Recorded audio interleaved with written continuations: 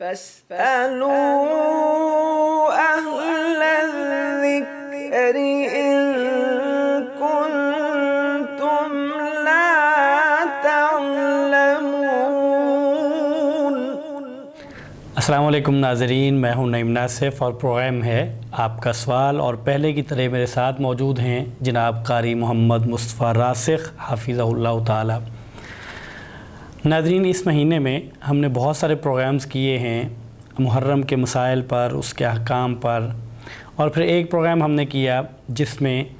ہم نے ذکر کیا کہ خاندان نبوت اور خلفائے راشدین کے جو خاندان تھے، ان کی جو رشتہ داریاں تھیں اور ان کے جو تعلقات تھے، ان کی جو محبتیں تھیں، وہ کتنی مثالی تھیں اور کتنی نسلوں تک چلیں۔ اس پہ ہم نے ایک پورا پروگرام کیا۔ آج اسی مناسبت سے ایک پروگرام ہم اس بات پہ کرنا چاہتے ہیں کہ وہ مسائل جن کو بنیاد بنا کر بہت سارے لوگ ان خاندانوں کے درمیان میں جو محبتیں تھیں ان کو عداوتوں میں بدلنے کی کوشش کرتے ہیں، اور جو ان کی رشتہ داریاں تھیں ان کو دشمنیوں میں تبدیل کرنے کی کوشش کرتے ہیں، ہم یہ بات آپ لوگوں کے سامنے رکھنا چاہتے ہیں کہ کیا یہ جو مسائل جن کا ذکر کیا جاتا ہے اور جو جس طرح پیش کیے جاتے ہیں، یہ پیش کیسے کیے جاتے ہیں اور ان کی حقیقتیں کیا ہیں۔ تو ان مسائل میں سے ایک مسئلہ باغ فدق ہے، اور آپ جانتے ہیں کہ ہر دوسرا آدمی وہ ویڈیو بنا رہا ہے، وہ پوسٹیں لکھ رہا ہے سوشل میڈیا پہ، وہ کہہ رہا ہے جو جس کے دل میں جو آ رہا ہے وہ کہی جا رہا ہے، اور بعض نے تو نعوذ باللہ من ذالک صحابہ اکرام کو، اور صحابہ میں سے وہ صحابی رسول جو صحابہ کے امام ہیں، جو آپ صلی اللہ علیہ وسلم کے بعد پہلے خلیفہ ہیں اور جو یار غار ہیں، آپ صلی اللہ علیہ وسلم کے سسر ہیں، ان کے بارے میں یہاں تک کہہ دیا کہ نعوذ باللہ من ذالک انہوں نے ظلم کیا، غصب کیا، اس طرح کے بڑے کھلے الفاظ کے ساتھ۔ تو آج ہم آپ کے سامنے رکھنا چاہتے ہیں کہ یہ مسئلہ ہے کیا، اور اس مسئلے میں سیدہ فاطمہ رضی اللہ تعالیٰ عنہ اور سیدنا ابو بکر صدیق رضی اللہ تعالیٰ عنہ کہاں کھڑے ہیں، ان کا موقف کیا تھا، ان کا موقف کیا تھا، اور اس سارے معاملے کے بارے میں ہمارا موقف کیا ہونا چاہیے۔ تو ہم پروگرام کا آغاز کرتے ہیں۔ السلام علیکم ورحمۃ اللہ وبرکاتہ۔ جی وعلیکم السلام ورحمۃ اللہ۔ جناب قاری صاحب، ہم آپ کو ایک دفعہ پھر خوش آمدید کہتے ہیں پروگرام میں۔ جزاکم اللہ خیرا۔ سب سے پہلے یہ بتائیے گا کہ یہ جو فدق ہے یہ کیا چیز ہے؟ جی بسم اللہ الرحمن الرحیم۔ 7 ہجری میں نبی مکرم صلی اللہ علیہ وآلہ وسلم ایک بڑا لشکر لے کر خیبر کی طرف روانہ ہوئے۔ تو جب خیبر فتح ہو گیا تو آپ صلی اللہ علیہ وسلم واپس آ رہے تھے، تو خیبر کے کنارے پر اور مدینہ سے 3 منزل یعنی حجاز کے کنارے پر درمیان میں ایک قصبہ تھا جس کا نام تھا فدق۔ یہ فدق جو ہے ایک قصبے کا نام ہے، اور یہ قصبہ ایسا تھا کہ اس کے اندر کھجوروں کے باغات تھے، چشمے چلتے تھے وہاں پر، تو ماشاءاللہ بہت اچھا وہاں پہ ماحول تھا، فضا اس کی بڑی خوشگوار تھی۔ تو رسول اللہ صلی اللہ علیہ وسلم جب واپس آ رہے تھے تو آپ نے اپنے ایک صحابی سیدنا محیصہ بن مسعود رضی اللہ تعالی عنہ کو ایک چھوٹا سا لشکر دے کر اس گاؤں کی طرف بھیجا کہ آپ اس گاؤں والوں کو بھی فتح کر لیں۔ جب یہ لشکر لے کر وہاں پر پہنچے تو وہاں کا جو سردار تھا اس کا نام تھا یوشع بن نون، وہ یہودی تھا اور وہ بڑا سمجھدار انسان تھا۔ تو ان کے ساتھ جب مذاکرات ہوئے تو اس نے کہا کہ آپ ہمارے ساتھ لڑائی کرنے کی بجائے جس طرح آپ لوگوں نے خیبر کے یہود کے ساتھ اور خیبر کے لوگوں کے ساتھ آدھی زراعت پر اور آدھے اناج پر صلح کر لی ہے، آپ ہمارے ساتھ بھی اسی بنیاد پہ صلح کر لیں، اور اس کو مال فے کہا جاتا ہے۔ آپ جانتے ہیں کہ ایک مال غنیمت ہوتا ہے، ایک مال فے ہوتا ہے۔ مال غنیمت اس مال کو کہتے ہیں جو باقاعدہ لڑائی کر کے حاصل کیا گیا ہو، جس کے اندر گھوڑے دوڑائے گئے ہوں، جس کے اندر باقاعدہ تلواریں اور نیزے چلے ہوں، تو اس کو مال غنیمت کہا جاتا ہے۔ اور مال فے وہ ہوتا ہے جو صلح کے نتیجے میں بغیر کسی لڑائی کے دشمن کا مال قبضے جی دشمن کا مال آپ کے قبضے میں آ جائے تو آپ صلح کر کے وہ مال حاصل کر لیں۔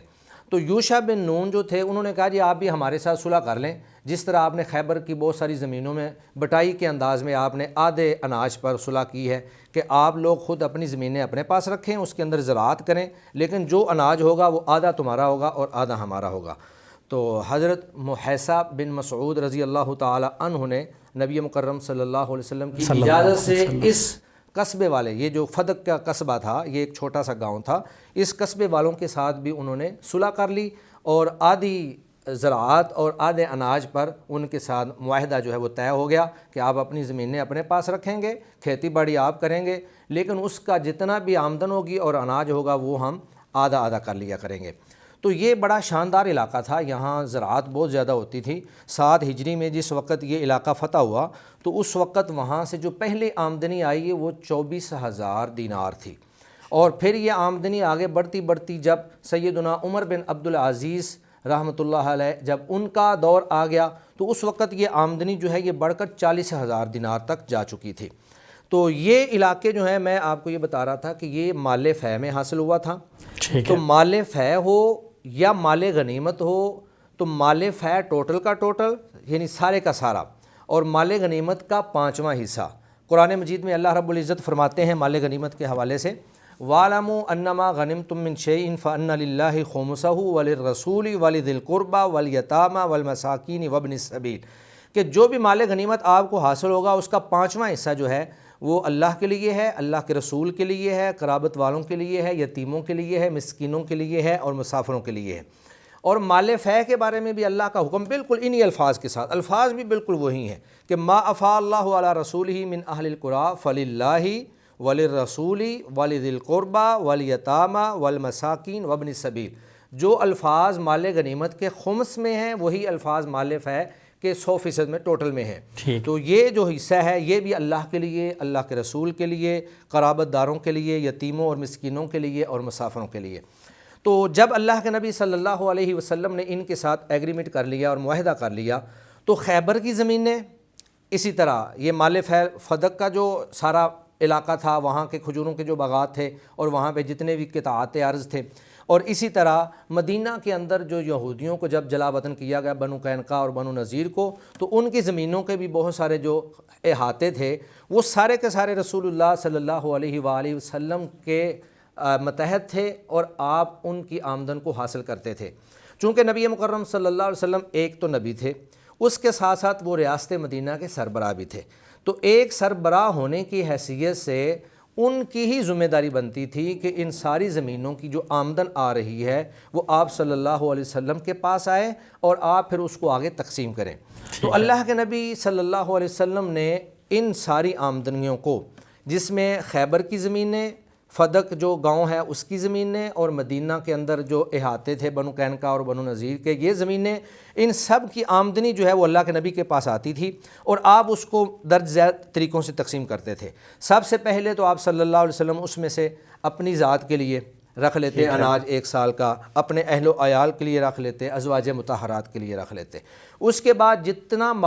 جو ہے وہ مال جو ہے وہ بچتا، اناج بچتا، وہ پھر آپ صلی اللہ علیہ وسلم بنو ہاشم میں تقسیم کر دیتے۔ اس کے بعد پھر مہمانوں کی مہمان نوازی اس میں سے کی جاتی، بیرونی جو ممالک کے سفیر آتے ان کی مہمان نوازی اس میں سے کی جاتی، پھر اسی طرح حاجت مندوں غریبوں کی مدد اس میں سے کی جاتی تھی، حتیٰ کہ جہاد کے لیے اسلحہ اس میں سے خریدا جاتا تھا۔ اور پھر اصحاب صفہ جن کا کوئی جو ہے ذریعہ روزگار نہیں تھا، وہ مسجد نبوی کے اندر تشریف فرما ہوتے، تو اس آمدن سے اصحاب صفہ کی بھی خبر گیری کی جاتی تھی۔ تو یہ گویا کہ فدق گاؤں جو ہے اس کی زمینیں، خیبر کی اور مدینہ کی، ان سب کو ملا کر جو مجموعی آمدنی ہوتی تھی وہ رسول اللہ صلی اللہ علیہ وسلم کے پاس بطور ایک سربراہ ریاست کے ان کے پاس جمع ہوتی، اور آپ صلی اللہ علیہ وسلم ان مدات میں جو میں آپ کے سامنے بیان کر چکا ہوں ان کو خرچ کر دیا کرتے تھے۔ اچھا، یہ اس میں ہم اپنے موضوع کو آگے بڑھائیں گے، لیکن یہ جو آپ نے ابھی ہماری جو بات ہوئی، جو آپ نے ذکر فرمایا، اس میں 2 چیزیں میرے ذہن میں آئیں۔ ایک یہ کہ آپ نے مال غنیمت اور مال فیح کے بارے میں جب بتایا اس کی مدات، تو سب سے پہلے آپ نے بتایا کہ وہ للہ ہی، اللہ کے لیے ہے۔ جی، تو اس سے کیا مراد ہے؟ یعنی باقی مدات تو سمجھ آتی ہیں کہ رسول کریم صلی اللہ علیہ وسلم کو ایک حصہ ملا، انہوں نے خرچ کر لیا، فقراء، یتیم، حضرت، تو سب کیا سمجھ میں آتا ہے۔ اللہ کے لیے یہ کون سی مد اور یہ کہاں جائے گا یہ پیسہ؟ اور دوسرا سوال یہ ہے کہ آپ نے ذکر کیا کہ جب وہ غلہ آتا تھا، یہ جتنے اراضی تھی اور جتنے باغات تھے آپ صلی اللہ علیہ وسلم کے پاس، تو آپ اس میں سے اپنے اہل و عیال کے لیے 1 سال کی گندم رکھ لیتے تھے۔ تو ہم تو ابھی تک سنتے آئے ہیں کہ آپ صلی اللہ علیہ وسلم 2 دن 3 دن تک چولہا نہیں جلتا تھا، کھانے کو کچھ نہیں ہوتا تھا، تو یہ کیسے یہ جسٹیفائی ہوگا؟ جی، اللہ کے لیے جس طرح میں نے بتلایا کہ رسول اللہ صلی اللہ علیہ وسلم اپنے خاندان کے علاوہ غریبوں کے اندر، مسکینوں کے اندر، پھر جہاد فی سبیل اللہ میں اصحاب صفہ کے لیے، تو یہ جتنی مددات ہیں یہ ساری اللہ کے لیے ہی ہیں۔ تو گویا کہ آپ اس میں یہ بھی کہہ سکتے ہیں کہ للہ وللرسول، اس کے بعد جتنی مددات بیان ہوئی ہیں وہ گویا کہ للہ کی ایک شرح ہے اور اس کی تفصیل ہے کہ للہ سے کیا کیا مراد ہے۔ اس میں مسافر بھی آ جاتے ہیں، یتیم بھی آ جاتے ہیں، قرابت دار بھی آ جاتے ہیں، اسی طرح مساکین بھی آ جاتے ہیں، تو یہ گویا کہ للہ ہی کے لیے ہی ہے۔ ان کا کوئی خاص حصہ ہے یا آپ صلی اللہ علیہ وسلم کی ثوابدید تھی کہ جن کو جتنا چاہیں اس میں سے دے دیں؟ نہیں، اس کا حصہ کوئی نہیں تھا، ثوابدید تھی، جیسے غلہ کم و بیش بھی ہو سکتا تھا، یا اللہ کے نبی ضرورت محسوس کرتے تھے کہ اس مد میں زیادہ خرچ کرنا چاہیے، اس میں زیادہ خرچ کر دیتے تھے، اس مد میں زیادہ ضرورت نہیں اس میں کم خرچ کر دیتے تھے۔ درست ہے جی ہاں، اور دوسری بات آپ نے یہ کی تھی کہ نبی مکرم صلی اللہ علیہ وسلم کے پاس غلہ آتا تھا اور دوسری سائڈ پر ان کا کئی دن چولہا نہیں چلتا تھا۔ تو بات یہ ہے کہ یہ غزوہ خیبر جو ہوا ہے یہ 7 ہجری میں جا کے ہوا ہے،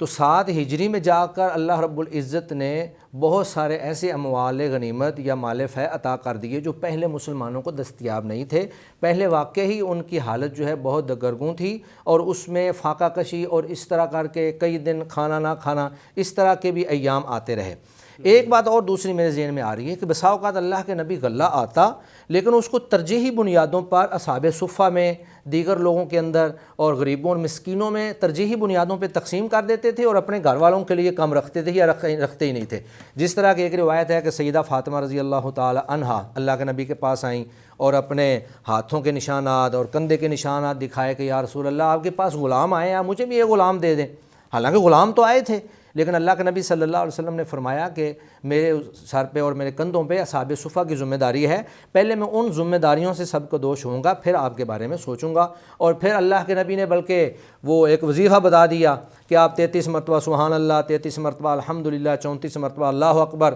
اگر یہ پڑھ کر آپ رات کو سوتی ہیں تو اللہ تعالیٰ آپ کی ساری تھکاوٹیں دور کر دے گا۔ تو یہ اللہ کے نبی کا ایک ایثار تھا کہ اپنی ذات پر دوسروں کو ترجیح دیتے تھے ہمیشہ۔ دوست ہے۔ اچھا یہ بتائیے کہ یہ جو قصبہ تھا فدق نامی قصبہ، اور اس میں پھر مختلف باغات تھے۔ جی شیخ، یہ جو قصبہ ہے فدق کا قصبہ ہے، وہاں مختلف قطع اراضی ہیں، وہاں مختلف طرح کے باغات ہیں،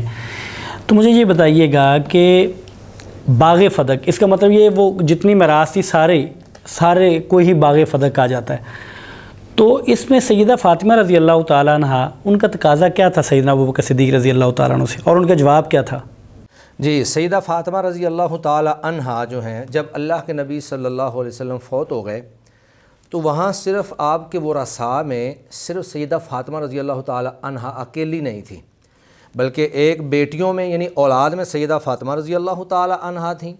بیویوں کے اندر کئی بیویاں موجود تھیں، سیدہ عائشہ، سیدہ حفصہ اور دیگر بیویاں جو ہیں وہ زندہ موجود تھیں،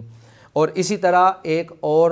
رشتہ دار سیدنا حضرت عباس رضی اللہ تعالی عنہ، یعنی نبی مکرم صلی اللہ علیہ وسلم کے چچا، وہ بھی ابھی تک زندہ تھے۔ تو گویا کہ یہ شرعی وارث تھے، اور یہ 3 طرح کے وارث ہو گئے، ایک بیٹی وارث ہو گئی، ایک چچا وارث ہو گیا، اور باقی ازواج مطہرات ہو گئیں۔ اب ہوا یوں کہ ازواج مطہرات نے بھی یہی بات سوچی کہ ہم سیدنا ابوبکر صدیق رضی اللہ تعالی عنہ کے پاس جاتی ہیں اور ہم جا کر ان سے اللہ کے نبی کی میراث لیتی ہیں، اور انہوں نے بلکہ سیدنا عثمان بن عفان رضی اللہ تعالی عنہ کو اپنا نمائندہ بھی بنانا چاہا، لیکن سیدہ عائشہ رضی اللہ تعالی عنہا نے جب یہ دیکھا کہ ساری ازواج مطہرات جو ہیں وہ اللہ کے نبی صلی اللہ علیہ وسلم کی میراث لینے کے لیے جانا چاہتی ہیں، تو انہوں نے کہا کہ کیا تم نے اللہ کے نبی کی یہ حدیث نہیں سنی ہوئی ہے کہ ہم جو انبیاء کی جماعت ہیں ہماری وراثت تقسیم نہیں ہوتی، ما ترکنا فہو صدقہ، جو بھی ہم چھوڑ کے جاتے ہیں وہ سارے کا سارا صدقہ ہوتا ہے۔ تو اس کے الفاظ کچھ اس طرح ہیں کہ میں آپ کو الفاظ بیان کر دیتا ہوں، مسلم شریف کی حدیث ہے، ان عائشہ رضی اللہ تعالی عنہا انہا قالت ان ازواج النبی صلی اللہ علیہ وسلم حین توفی رسول اللہ صلی اللہ علیہ وسلم، کہ جب نبی مکرم صلی اللہ علیہ وسلم فوت ہوئے تو ازواج مطہرات نے یہ ارادہ کیا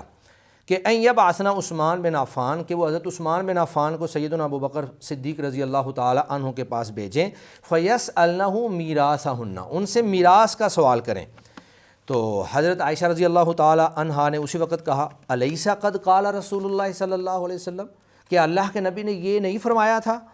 کہ لا نورث ما ترکنا فہو صدقہ، کہ ہماری وراثت تقسیم نہیں ہوتی ہے اور جو ہم چھوڑ جاتے ہیں وہ صدقہ ہوتا ہے۔ تو جب ساری ازواج مطہرات نے یہ حدیث سنی تو انہوں نے اپنا ارادہ ملتوی کر دیا۔ انہوں نے کہا جی ہم اللہ کے نبی صلی اللہ علیہ وسلم کی وراثت جو ہے وہ جب ہے ہی نہیں اور وہ صدقہ ہے تو ہم اس کا جا کر سوال کرنے کا ہمیں حق نہیں ہے۔ اور یہ مسلم شریف کی حدیث ہے، 1758 اس کا نمبر ہے۔ اب پیچھے دو فریق رہ گئے، سیدہ فاطمہ الزہرا رضی اللہ تعالی عنہا اور سیدنا عباس رضی اللہ تعالی عنہ۔ یہ دونوں جو ہیں یہ حضرت ابو بکر صدیق رضی اللہ تعالی عنہ کے پاس گئے۔ اس میں ایک بات میں آپ کو بتا دوں کہ مولانا مودودی رحمۃ اللہ علیہ انہوں نے ترجمان القرآن کے اندر ایک مضمون لکھا ہے اور اس میں انہوں نے ایک بڑی کلیئر کٹ بات کی ہے۔ انہوں نے کہا جی تاریخ سے یہ بات ثابت نہیں ہو سکی یا کسی بھی حدیث کی کتاب سے یہ بات ثابت نہیں ہو سکی کہ یہ جتنے بھی قطعات اراضی تھے ان کو اللہ کے نبی نے اپنی ملکیت بنایا تھا۔ یعنی کہ یہ بات واضح ہے کہ رسول اللہ صلی اللہ علیہ وسلم نے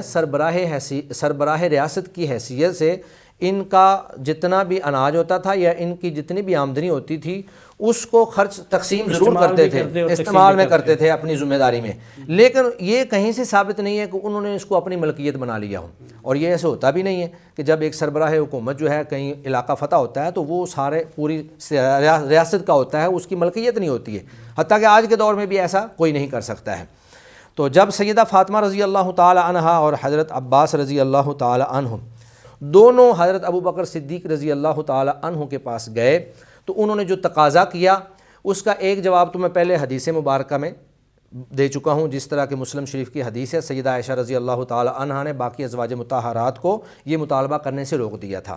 تو جب یہ وہاں پر پہنچے تو میں اس کے ساتھ ساتھ وہ لوگ جو یہاں پر تنازع باقاعدہ شو کرواتے ہیں،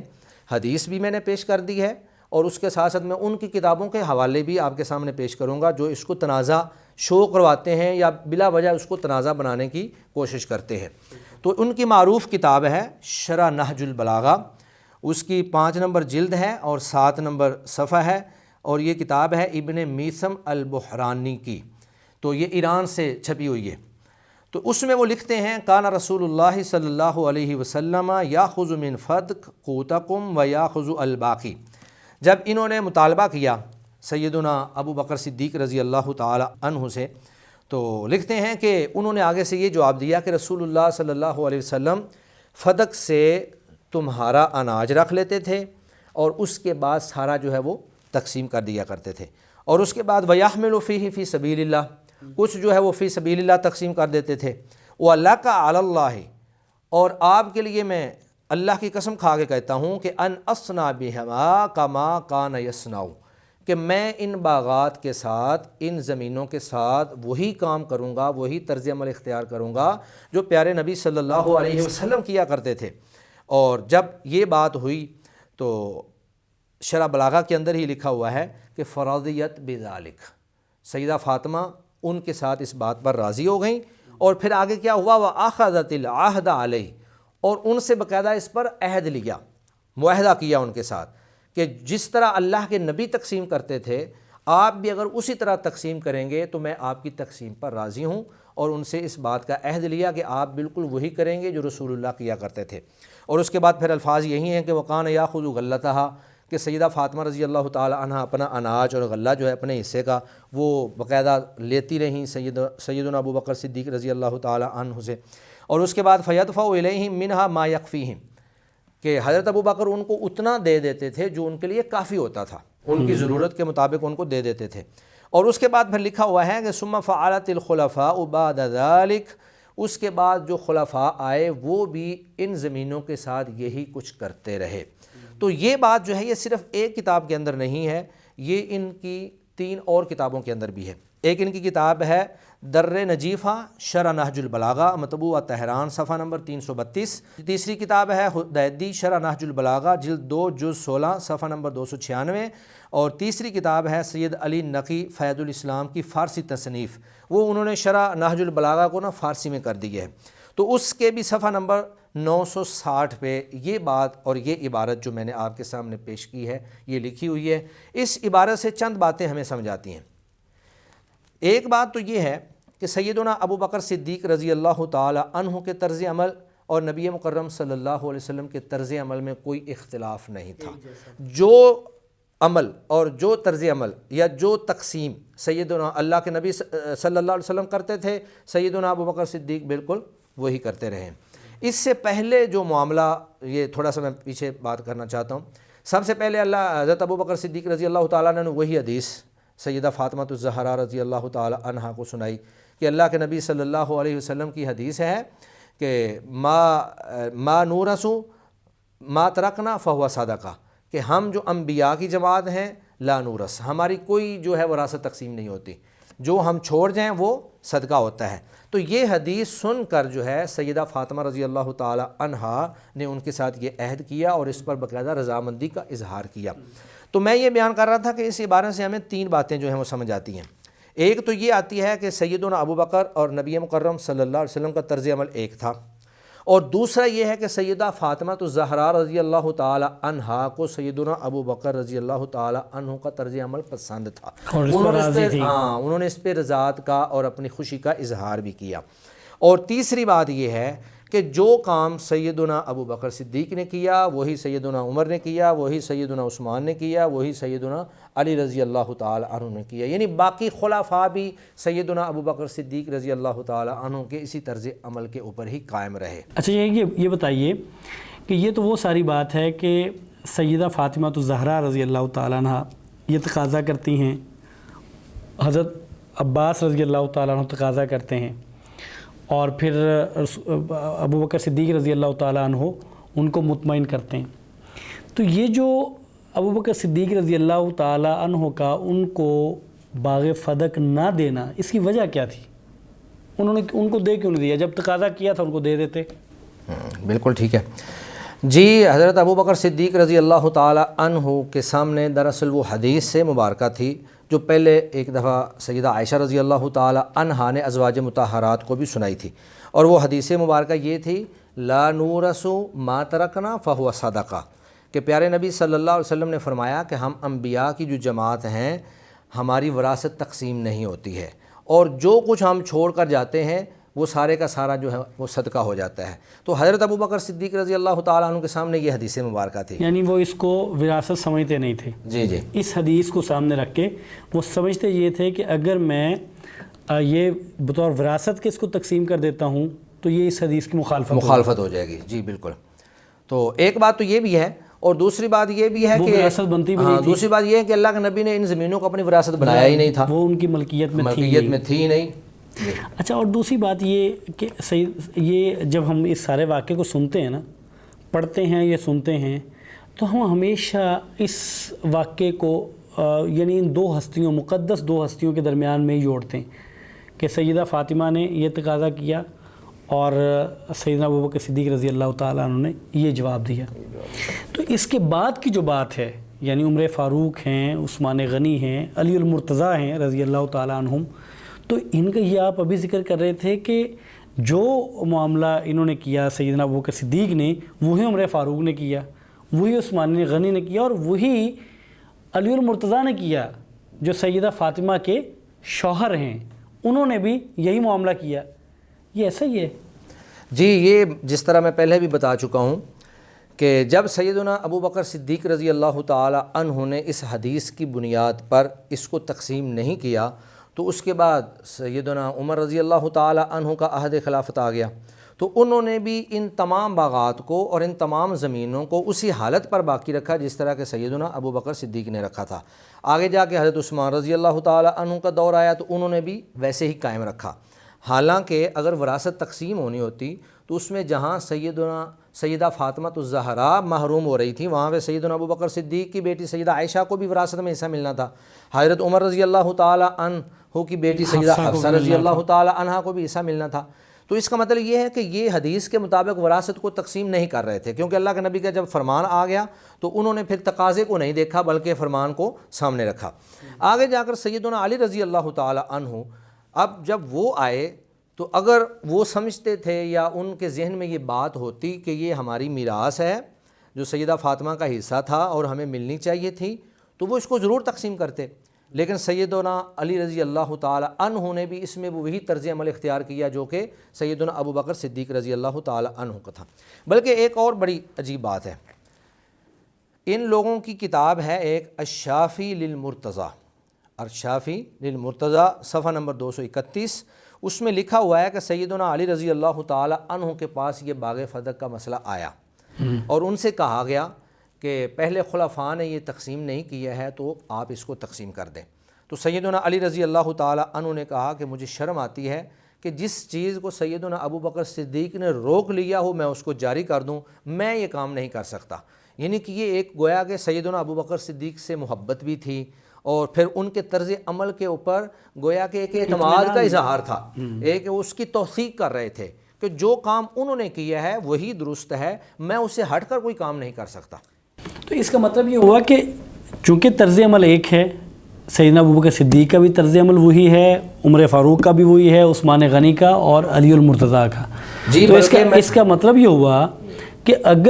اگر سیدنا ابوبکر صدیق رضی اللہ تعالیٰ عنہ نے وہ فیصلہ درست نہیں کیا تھا تو پھر سب کا ہی غلط تھا۔ جی جی بالکل۔ پھر اس کو ہم یہاں کیوں روک لیتے ہیں؟ ہم یہاں تو نہ روکیں نا، یا تو یہ کہ بعد کے جو خلفاء ان کا طرز عمل مختلف ہو تو پھر تو ہم کہیں اگر سب کا طرز عمل ایک ہی ہے، مسئلہ بھی ایک ہے اور اس کے بارے میں فیصلہ بھی سب کا ایک ہے، تو پھر تو اس کا مطلب ہے کہ اگر وہ غلطی تھی تو پھر تو سب کی غلطی تھی۔ جی، تو اس کو یعنی ایک جگہ پہ روکنا اور باقیوں کو ذکر نہ کرنا یہ بھی کوئی قرین قیاس، قرین انصاف نہیں ہے۔ نہیں جی، اصل میں یہ چاروں خلفاء جو ہیں جب انہوں نے دیکھا کہ نبی مکرم صلی اللہ علیہ وسلم نے اس کو اپنی ملک نہیں بنایا، اس کو اپنی وراثت نہیں بنایا، ایک بات تو یہ، دوسرا انبیاء کی وراثت تقسیم نہیں ہوتی ہے، تو یہ طرز عمل رسول اللہ کا یہ طریقہ جو ہے یہ چاروں خلفاء کے سامنے تھا، سیدنا ابوبکر صدیق سے لے کر سیدنا علی رضی اللہ تعالی عنہ تک، تو وہ کوئی ایسا کام کر ہی نہیں سکتے تھے جو اللہ کے نبی کی حدیث کے خلاف ہو، رسول اللہ کے طرز عمل کے خلاف ہو۔ اب آگے دیکھیں، یہ مروان بن عبد الملک کے دور میں جا کر مروان نے فدق کا 1/3 یعنی 1/3 حصہ جو ہے نا اس کو اپنی جائیداد میں داخل کر لیا، لیکن جب دوبارہ عمر بن عبدالعزیز رحمۃ اللہ علیہ آئے تو انہوں نے کہا کہ یہ جائیداد نہیں بن سکتا ہے، تمہاری وراثت نہیں بن سکتی، یہ ریاست کا مال ہے اور ریاست کا جو بھی سربراہ ہوگا وہ اس کی محصولات اور اس کی آمدنی اکٹھی کر کے اس کو ان مدات میں خرچ کرے گا جن مدات میں اللہ کے نبی یا خلفائے راشدین خرچ کرتے چلے آئے ہیں۔ تو انہوں نے پھر آ کر ان کے جو ورثاء تھے، مروان کے بعد جو ان کے ورثاء کے اندر جو موجود تھا اس کا 1/3، اس نے وہاں سے لے کر دوبارہ اس کو بیت المال کے اندر جو ہے داخل کروا دیا۔ اس صاحب کی بات سے یہ بات بھی ذہن میں آئی کہ یہ معاملہ جو ہے یہ سیدنا علی المرتضیٰ رضی اللہ تعالیٰ عنہ کے بعد تک بھی جو حکمران آئے ہیں، یعنی جیسے حضرت عمر بن عبدالعزیز ہیں، تو ان کے دور میں انہوں نے اس کے بارے میں کیا فیصلہ کیا ہے؟ وہی فیصلہ وہی سیدنا ابوبکر صدیق رضی اللہ اسی کو تعالیٰ باقی رکھا۔ ہاں جی۔ اچھا، ایک مسئلہ یہ بتائیے، سنا یہ جاتا ہے، کہا یہ جاتا ہے، پڑھا یہ جاتا ہے کہ اسی تنازع کی وجہ سے، اس کو تنازع کہہ لیں ان لوگوں کی زبان میں، سنا یہ جاتا ہے، کہا یہ جاتا ہے، پڑھا یہ جاتا ہے کہ یہ جو سیدہ فاطمہ رضی اللہ تعالیٰ عنہا کا تقاضا تھا اور سیدنا ابوبکر صدیق رضی اللہ تعالیٰ عنہ کو جو جواب تھا، تو جو لوگ یہ تاثر دیتے ہیں کہ اس کی وجہ سے وہ ناراضگی ہو گئی اور پھر یہ خاندان جو ہے وہ ایک دوسرے سے دور ہو گئے اور یہ ہمیشہ وہ ایک دشمنی کی حد تک بات پہنچ گئی، تو ان کی طرف سے یہ بات آتی ہے کہ جب سیدہ فاطمہ رضی اللہ تعالیٰ عنہ فوت ہوئی ہیں تو سیدنا ابوبکر صدیق ان کے جنازے میں شریک نہیں ہوئے، تو کیا یہ بات ایسے ہی ہے وہ شریک نہیں ہوئے؟ اور اگر نہیں ہوئے تو کیا وجہ یہی تھی، باغ فتح کی تھا؟ جی، پہلی بات تو یہ ہے کہ سیدہ فاطمہ رضی اللہ تعالی عنہا ان سے راضی تھیں، جس طرح کہ میں نے شرح ناج البلاغہ کا حوالہ پہلے پیش کیا ہے کہ فراضیت و بذالکا و اخذت العہد علیہ، کہ سیدہ فاطمہ ان کے اس طرز عمل سے نہ صرف راضی ہو گئیں بلکہ ان سے عہد کیا اور ان سے معاہدہ کیا کہ آپ اسی کو جاری رکھیں گے، اور پھر وہ اپنا حصہ ان کا جو تھا جو اناج وہ سیدنا ابوبکر صدیق رضی اللہ تعالیٰ عنہ تسلسل کے ساتھ ان کو بیچتے رہے۔ پہلی بات تو یہ ہے کہ ناراض نہیں تھی، ٹھیک ہے۔ اور یہ بات میں نے آپ کو بتلایا کہ یہ ان کی 4 کتابوں کے اندر موجود ہے، کوئی ایک کتاب کے اندر بھی موجود نہیں ہے، اس کا وہ رد نہیں کر سکتے۔ تو اگر اس کے باوجود بھی وہ یہ تنازع شو کرواتے ہیں تو یہ گویا کہ ان کی غلطی ہے. ان کو ان مقدس ہستیوں کے درمیان تنازع شو کروانے کی بجائے محبتیں اور پیار محبت جو ہے اور رحماء بینہم جو مصداق ہے اس کو شو کروانا چاہیے. اس طرح کے تنازع کو ہوا نہیں دینی چاہیے. دوسری بات یہ ہے کہ سیدہ فاطمہ رضی اللہ تعالی عنہا کا جنازہ جو ہے وہ 7 لوگوں نے پڑھا تھا یہ ایک روایت کے مطابق. اور وہ 7 لوگ کون تھے؟ ان میں سیدنا ابو ذر غفاری رضی اللہ تعالی عنہ تھے, اسی طرح حضرت سلمان فارسی رضی اللہ تعالی عنہ تھے, حضرت حذیفہ تھے, حضرت عبداللہ بن مسعود تھے, مقداد تھے. تو یہ 7 لوگ جو ہیں ان لوگوں نے جنازہ پڑھا تھا. اور یہ بات بھی انہی کی کتاب جلاء العیون میں امام کلینی سے روایت ہے, مروی ہے. ایک بات تو یہ ہے. اور پھر ان کے جنازے میں جو لوگ شریک نہیں ہوئے وہ ذرا دیکھیں کون کون ہیں. اس میں حضرت حسن رضی اللہ تعالیٰ عنہ ہیں, حضرت حسین رضی اللہ تعالیٰ عنہ ہیں, یعنی سیدہ فاطمہ کے بیٹے بھی اس میں شریک نہیں تھے. جو بھی وجہ تھی, ابن عباس رضی اللہ تعالیٰ عنہ, عقیل بن ابی طالب ہیں, ابو ایوب انصاری ہیں, ابو سعید خدری ہیں, سہیل بن حنیف ہیں, سیدنا بلال ہیں, صہیب ہیں, براء بن عازب ہیں, ابو رافع ہیں. اور یہ 12 صحابہ وہ ہیں جن کو یہ بھی مانتے ہیں اور ان کی قدر کرتے ہیں اور ان کا احترام کرتے ہیں. لیکن یہ ان میں سے کوئی ایک بھی سیدہ فاطمہ رضی اللہ تعالی عنہا کے جنازے میں شریک نہیں ہو سکا. یہ بات میں امام کلینی کی کتاب جلاء العیون کے حوالے سے کر رہا ہوں, یعنی یہ انہی کا ہی حوالہ ہے. اب آپ اگر یہ کہتے ہیں کہ سیدنا ابو بکر شریک نہیں ہو سکے تو یہ صحابہ بھی شریک نہیں ہو سکے, ٹھیک, تو ان کے حوالے سے تو کوئی بات نہیں ہوتی. لیکن سیدنا ابو بکر صدیق رضی اللہ تعالیٰ عنہ کے حوالے سے بڑی باتیں ہوتی ہیں کہ وہ شریک نہیں ہوئے. اور دوسری بات جو انہی کی کتابوں سے, تاریخ کی کتابوں سے ملتی ہے, مثلا جلاء العیون اور اسی طرح ناسخ التواریخ وغیرہ, اس میں یہ بات موجود ہے کہ سیدہ فاطمہ رضی اللہ تعالی عنہا جب بیمار ہوئیں تو سیدنا ابو بکر صدیق رضی اللہ تعالی عنہ نے اپنی اہلیہ اسماء بنت امیس کو سیدہ فاطمہ کی خدمت کے لیے چھوڑ دیا. اور پھر سیدہ فاطمہ رضی اللہ تعالی عنہا کی خدمت میں وہ دن رات انہی کے گھر میں رہتی تھی. اب یہ نہیں ہو سکتا کہ 2 فریقوں میں ناراضگی ہو اور وہ پھر اپنی بیوی کو ان کے گھر میں چھوڑ دیں اور وہ ان کی تیمارداری کر رہی ہوں, ان کی خدمت کر رہی ہوں. یہ ایسا لگتا نہیں ہے. مستقل چھوڑ دیں, اور مستقل ان کے صحت کا پتہ کر کے واپس نہیں آ گئی بلکہ تیمارداری وہاں مستقل ادھر رہ رہی ہیں.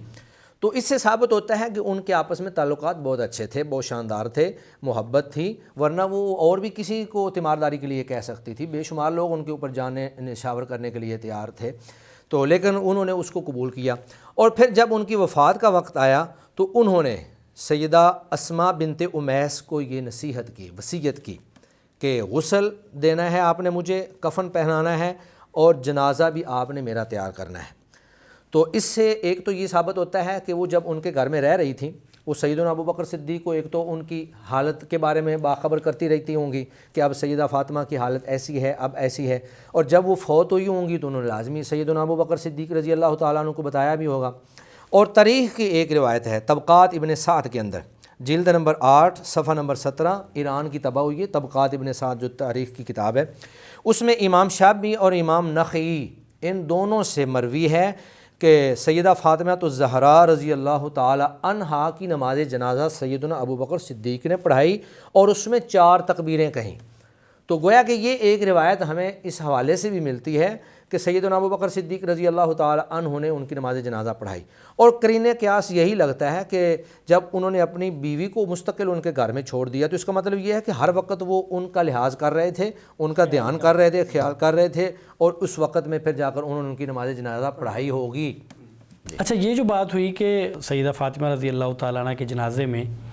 بہت زیادہ لوگ شریک نہیں ہوئے, تو اس کی وجہ کیا تھی؟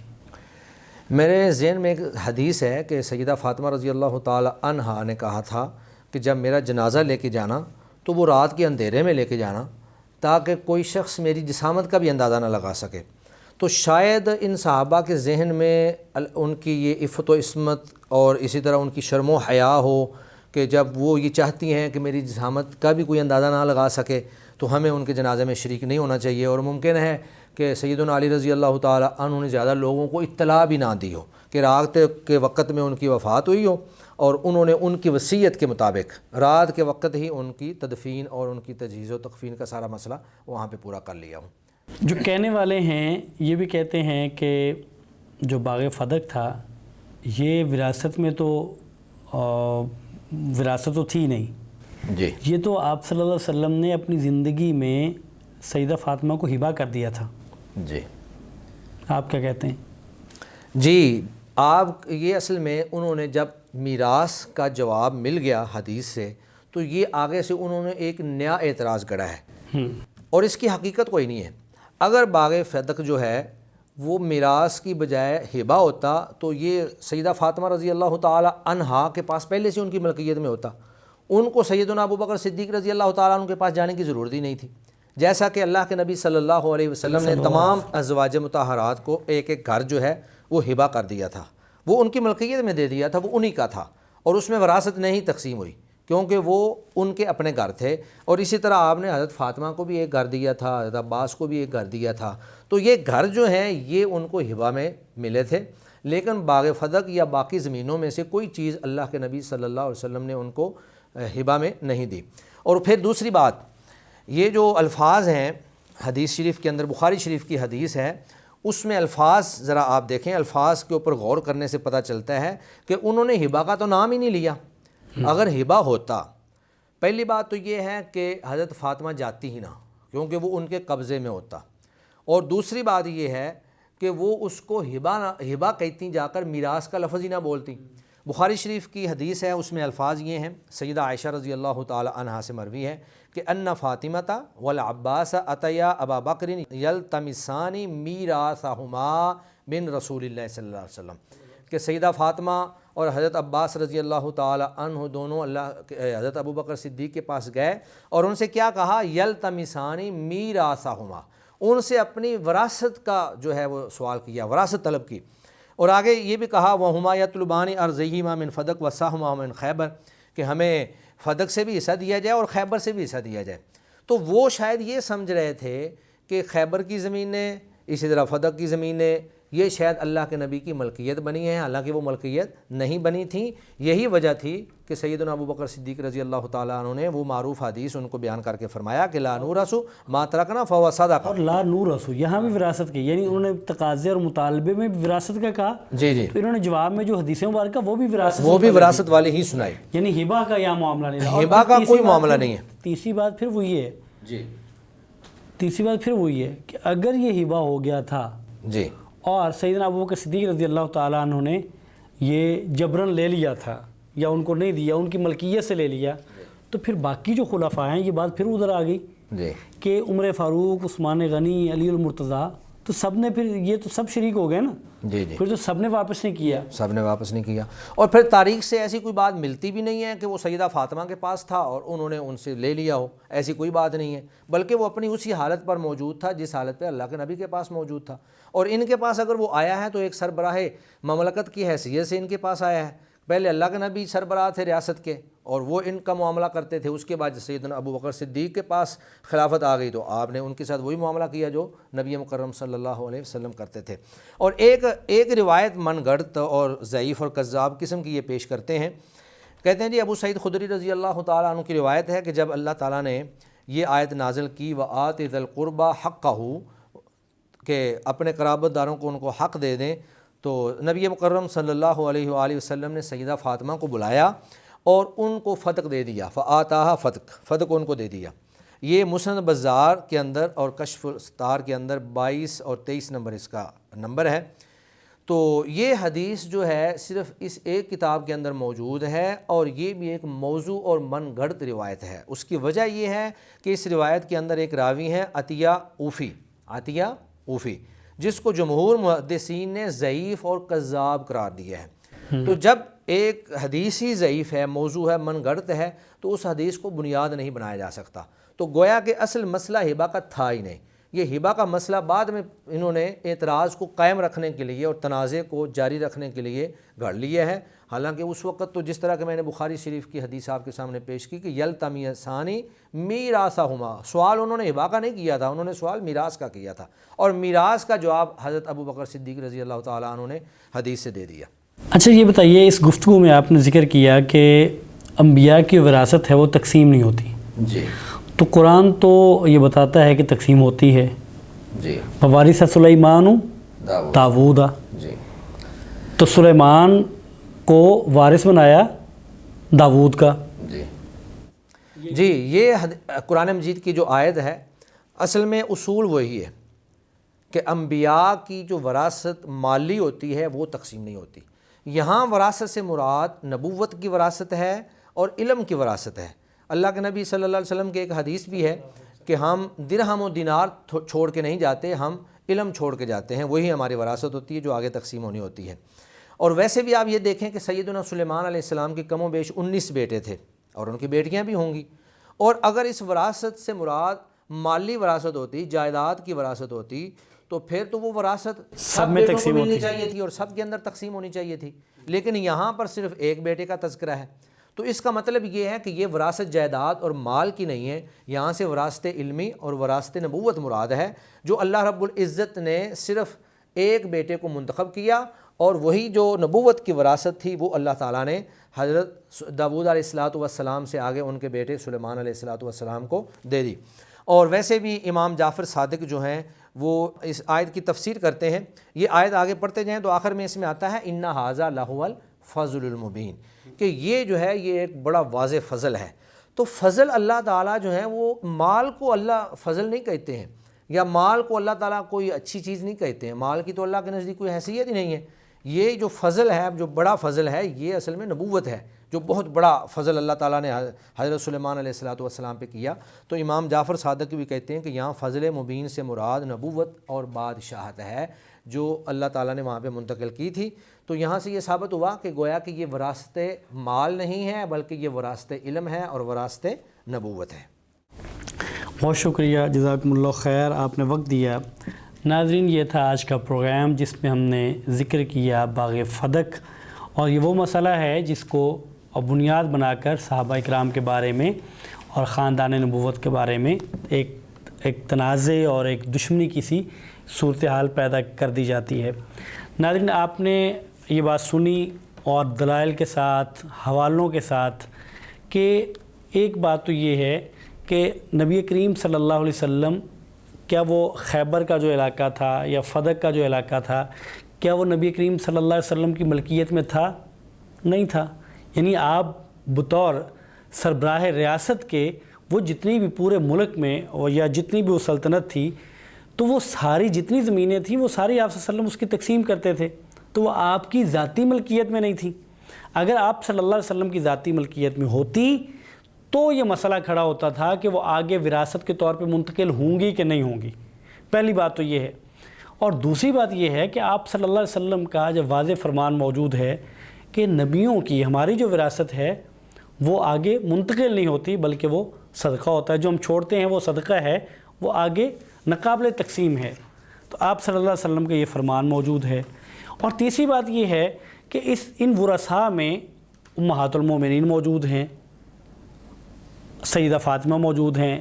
حضرت عباس موجود ہیں. امہات المومنین پیچھے ہٹ جاتی ہیں, بیویاں ہیں, وارث ہیں شریعت اعتبار سے, قرآن کہتا ہے وہ وارث ہیں, وہ پیچھے ہٹ جاتی ہیں. تو وہ پیچھے کیوں ہٹیں, یہ ایک سوال ہے. اور پھر سب سے اہم بات یہ ہے